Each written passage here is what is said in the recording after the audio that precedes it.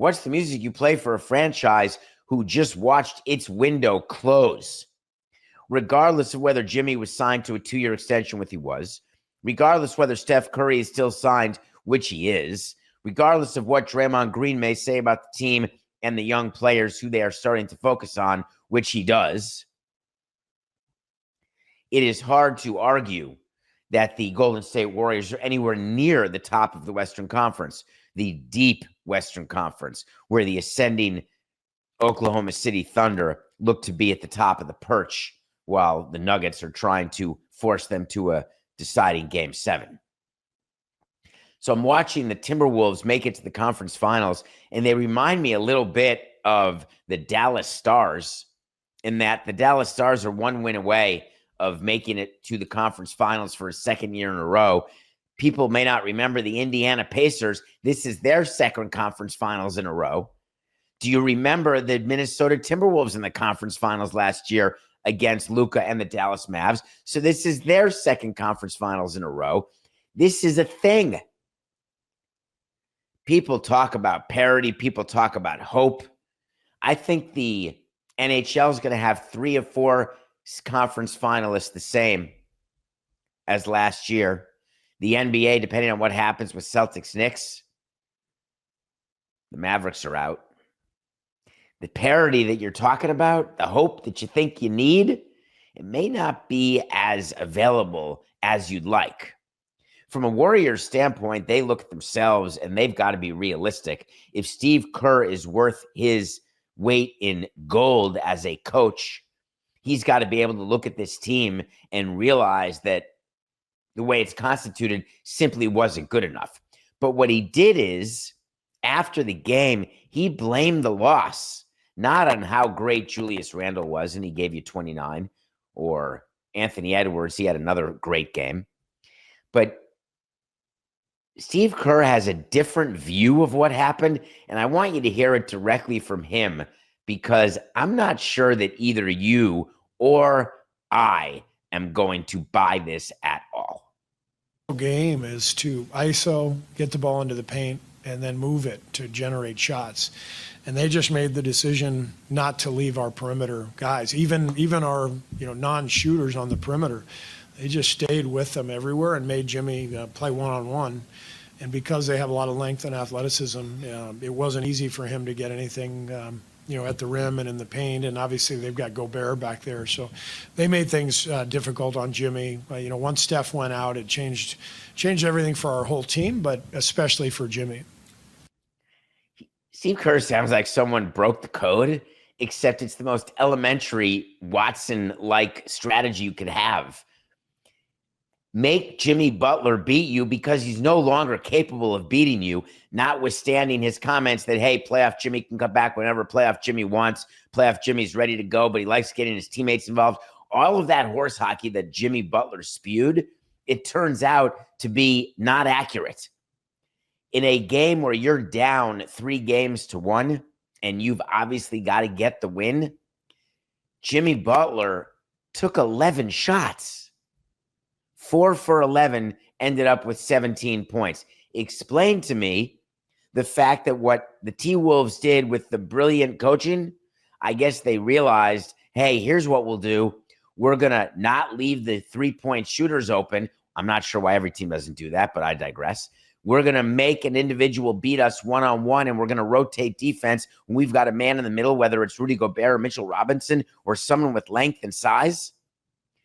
But we can't give teams all these open looks at 3 because, frankly, teams treat 3s like 2s, and the range of these shooters has just expanded like their biceps. I'm not willing under any scenario to tell you that what happened with Jimmy Butler during the course of this series post-game 1 was solely about a defensive strategic change by the T-Wolves. That is misleading.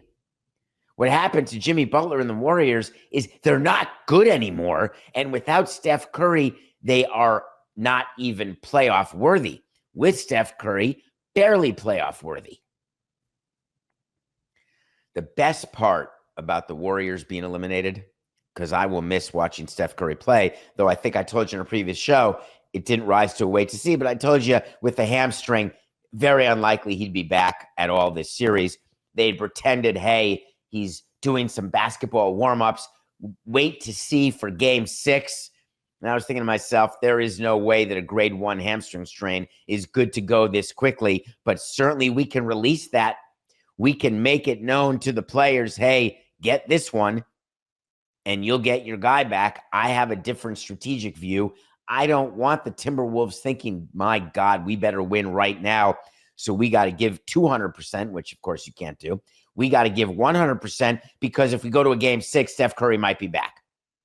But I think deep down, the T-Wolves knew that Steph Curry wasn't going to be back. It's like Boston. It's slightly less than Boston saying, oh, Tatum could be back, because we know we can't with a hamstring strain or a back issue or a shoulder impingement or a little thing making it your elbow not able to fully extend.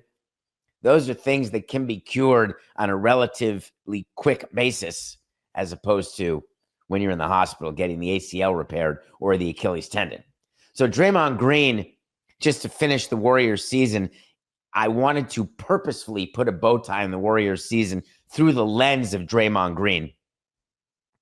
He is the person who gets the most attention for his antics on and off the court. He's the one who told you, I'm not an angry black man, despite all evidence to the contrary.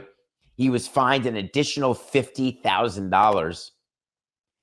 He's been fined over $990,000 in his career. It's really incredible, actually.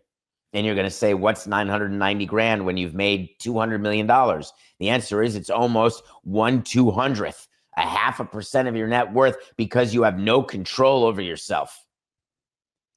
Draymond Green did something that to me is suspension worthy and way more than a $50,000 fine. He was invoking the betting line and talking to the referees that their actions were impacting the ability for a team to cover or not cover a spread. That is the rumor about what Draymond Green did after he fouled out. And Shams on ESPN has the whole story. And if it's true, my issue is you got to go more than 50, because this is that third rail we talk about in baseball with Pete Rose. This is what we talk about that the NBA used to be stuck in, all sorts of scandals, the referee, Tim Donaghy. You could go on and on. You cannot have an active player saying that the referees are involved in the point spread and whether or not a team is going to cover. Think about that in the NFL and what the referees could do with pass interference or offensive holding, the ways they could control an outcome of a game. You cannot let it be known that referees are even considering that. It's not even a thought process. And for me, 50 grand was not the right number at all for what he did. But the good news is that you're done. Draymond Green gets to reset all his technical fouls. He got 5 techs this postseason. It's not like they played for 4 series. He got 5 techs. The new collective bargaining agreement calls for a suspension if you get 7 technicals in the postseason. He was 2 away, but he's going to stay 2 away. As a matter of fact, he's going to get reset to 0. Warriors are done. Celtics are alive.